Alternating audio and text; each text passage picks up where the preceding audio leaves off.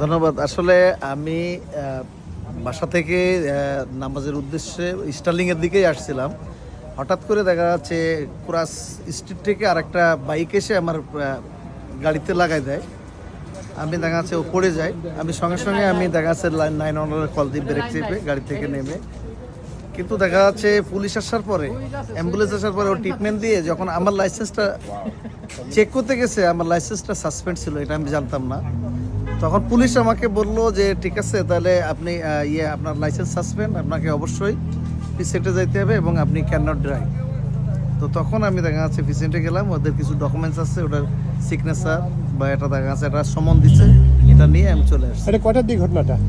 এটা ঘটনাটা হয়েছে 1:30টার দিকে, আর আমি ওখান থেকে চলে আসলাম নামাজের পরে। কোন এলাকায় ঘটনাটা? কোথায়? এটা হলো এই যে ভেননেস্ট আর মরিস পার্কের কোনায়, আমাদের বাড়ি থেকে এই মরিস পার্কের এই পাশে ভেননেস্ট, আর হলো এটা তপসিম এভিনিউর কোনায়। ওই মসজিদে নামাজ পড়ার পরে আপনি ওইখানে গিয়ে ওই ঘটনাটা কি হয়েছিল অ্যাকচুয়ালি সেখানে? অ্যাকচুয়াল হলো আমি আমার গাড়িতে আমার ওয়েতে যাচ্ছি, আর একটা ছেলে বাইক চালায় সোজা এসে আমার গাড়িতে লাগাই দেয়। ও, তখন আপনি ছেলেটা কি ইনজুর হয়েছিল? হ্যাঁ, ছেলেটা পড়ে গেছে, পড়ে যাওয়া ইনজুর হয়েছে। ও, তখন আপনি 911 কল করছেন। তারপর ছেলেটার কি অবস্থা? ছেলেটা এখন ঠিক আছে, সব ঠিক আছে। তখন ওই ছেলেটাকে কি অ্যাম্বুলেন্স দিয়ে নিয়ে গেছে? আর আপনার ছেলেটা অ্যাম্বুলেন্সে নেছে, দেখা যাচ্ছে ওর যেহেতু মাথায় লাগছে, ওর অ্যাম্বুলেন্সে করে নিয়ে গেছে। আর আপনাকে বললো যে আপনার ওই তখন আপনি লাইসেন্স চেক করার পরে দেখা যাচ্ছে যখন লাইসেন্স সাসপেন্ড পাইছে, বলছে যে আপনাকে থানায় যেতে হবে। সেটা ওই মানে কিভাবে সাসপেন্ড হলো ওই জিনিসটা? এটা আমি পরে জানছি যে ইন্স্যুরেন্সের পেমেন্ট ডিউ ছিল। পেমেন্ট ডিউ না, এটা হলো নামের সঙ্গে মেলে নাই। ইন্স্যুরেন্সটা আমার কোম্পানির নামে, খলিল বিরানির নামে, আর আমার নাম ওখানে ইন্স্যুরেন্সে অ্যাড না থাকাতে এটা হয়েছে। আচ্ছা, ওটা আমি ইন্স্যুরেন্সের পরে আমার ছেলে কল দিচ্ছে, ওরা কাট পাঠাই দিচ্ছে, পরে ঠিক হয়ে গেছে। তো থানাতে আপনি কতক্ষণ ছিলেন? মানে পেশেন্টে কতক্ষণ ছিলেন? পেশেন্টের প্রায় 1.5 ঘন্টা থেকে 2 ঘন্টা। না, ওইটা হলো যে আসলে ওই বিষয়টা নিয়ে মানুষ বিভিন্নভাবে অনেক রকমের মন্তব্য, আমাকে অনেকে ফোন করেছিল। আমি যেহেতু বিষয়টা জানি না, জন্য আমি আসলে নিউজ করি নাই, করতে পারি নাই। আপনাকে আমি কল দিয়েছি অনেকবার, আপনি আমার ফোন রিসিভ করেন না। ওই সময় আমাদের ফোন আমার ওই যখন স্টেটমেন্ট নেয় তখন ফোনটা এই জন্য আমি আপনার এই জন্য স্টেটমেন্ট না নিয়ে আমি আসলে নিউজটা করি না। অনেকে ফেসবুকে বিভিন্নভাবে লেখালেখি করেছে, আমাকে অনেকে এই বিষয় নিয়ে প্রশ্ন করেছিলেন যে আসলে ঘটনাটা কি।